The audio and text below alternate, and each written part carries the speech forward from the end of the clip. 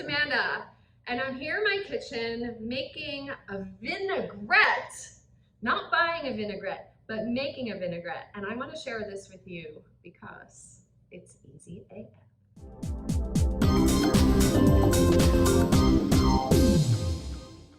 Okay, so a vinaigrette, mostly something you buy at the store in a bottle, but why not make your own? It's incredibly simple. I'm not going to say easy because I say easy all the time. It's simple, okay? And there's a ratio, not even a recipe. And I know that sounds even more complicated, but when you think about it, you're going to have 3 parts of olive oil or canola oil or whatever oil you like, and 1 part of vinegar. Now, vinegar can also be acid, meaning lemon juice or lime juice or grapefruit juice. And this can be any vinegar at all. Champagne, white wine, apple cider, rice, any vinegar you can find, balsamic, same ratio, okay? 3 parts of the oil to 1 part of the vinegar. And then from there, you can do just about anything. This red wine vinaigrette reminds me of those yummy salads that you would get at the pizzeria that I would actually put on top of my slice of pizza, or the vinaigrette that goes on your hero, your hoagie, your sub, whatever you call it. And I love it when it's drenched with the red wine vinaigrette. So the simplest of things, garlic, red wine vinegar. I use dried oregano because that's what emulates that familiar nostalgic flavor. And dried thyme is in that recipe. I happen to have some thyme here. My lovely neighbors are growing this on the roof. So I'm gonna use a little fresh thyme, why not?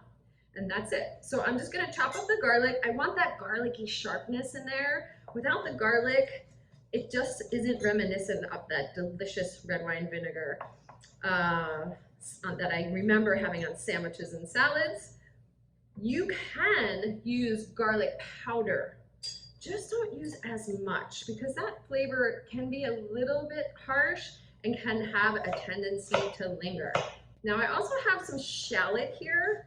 You can also use red onion. You can also use white onion.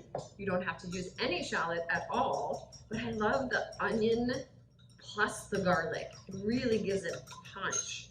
Now I'm gonna put in, let's say a teaspoon of oregano, and then I'm just gonna take off some of these leaves of the thyme, make sure they're chopped up properly, and that's gonna go in. And what happens is everything infuses into vinegar and the flavors just get better and better as it sits. So yes, this vinaigrette's gonna be delicious right now. A little salt, lots of cracked black pepper, but this is gonna get better and better and better. So then I'm gonna put my olive oil. Like I said, now we're gonna go 3 to 1. Now, if you like it with an acid punch, a sour punch, you can go 2 to 1.